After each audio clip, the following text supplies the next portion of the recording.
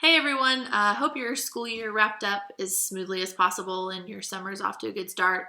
My name is Rachel Butler. I teach fifth grade at Wilmore, and specifically I teach math. I wanted to talk to you and share with you some ideas when you're brainstorming and thinking about how to kick off guided math groups and what that looks like in your classroom. Just wanted to share a couple ideas or some things that have worked for me. I've taught guided math in grades 1, 3, and 5, and so it looks different, of course, in each room, but I wanted to just share some practical tips as far as what I think about when I'm creating my groups and how does that manage, how do I manage it, how does it look in a classroom, and how do I get it off the ground and start it.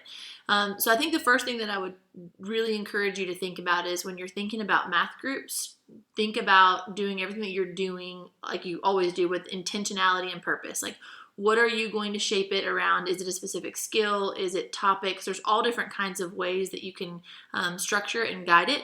But as long as everything that you're doing in each group is with intentionality and purpose for each of those kiddos, they're going to grow. So let me just kind of talk to you about what it looks like in my classroom. And if you ever have any questions, feel free to reach out, and I'm happy to brainstorm and kind of think out loud with you and support you along the way. So in the fifth grade classroom, I blend the two models of rotation and self-select. Most of the time I'm doing a rotation that I have created and built based on formative assessments, and so I'm kind of driving what it is that they're doing. But I do like to try to incorporate student choice in there. So sometimes on Friday or at the end of a unit, then they'll have an opportunity to do self-select and kind of choose one of the guided group stations that we've done earlier in the week or in the unit. So in my classroom, how it looks, we're in a 60-minute math rotation block, so we have a little bit less time than some. The whole group part of the lesson happens first, and then the guided portion. And then in the collaborative part is when we start to use guided math groups to structure collaborative work. I follow a 5-day rotation, which is completely flexible, and sometimes I change that, of course, based on the unit and if students need longer or less time with what I'm doing. But I use that acronym STACK to kind of guide what I'm doing, and then again I adjust that. I don't when I started thinking about I've got to stay with this 5-day model, but that hasn't always worked best for kids. So just go into it with a flexible mindset and then kind of follow through that. So STACK is like small group, and then technology, and then applying, and then creating, and then kinesthetic. And what I do is I create a menu for my students, and they have that paper copy of their menu in their binder, and so I put them in groups, whether that's group 1, 2, 3, 4 or red, green, orange, blue, like whatever that looks like for you and works in your classroom. They have a paper copy of their schedule, their weekly guided math schedule in their binder. And then I also project it on the smartboard, because what I wanted to do was try to foster independence and ask them to keep track of what their schedule is for guided math. But I also found that some students needed more support in that. So they have it in their binder. It's projected at the beginning of guided math time, so they all know exactly where they're going and what they're doing. That's kind of how it's structured. As far as how to teach it and launch it and get it off the ground, like everything in the beginning of the school year, teach it over again, teach it a third time. When you think they've mastered it, teach it again. If you lay a really strong foundation in guided groups, then the rest of the year you really start to see a payoff in that investment.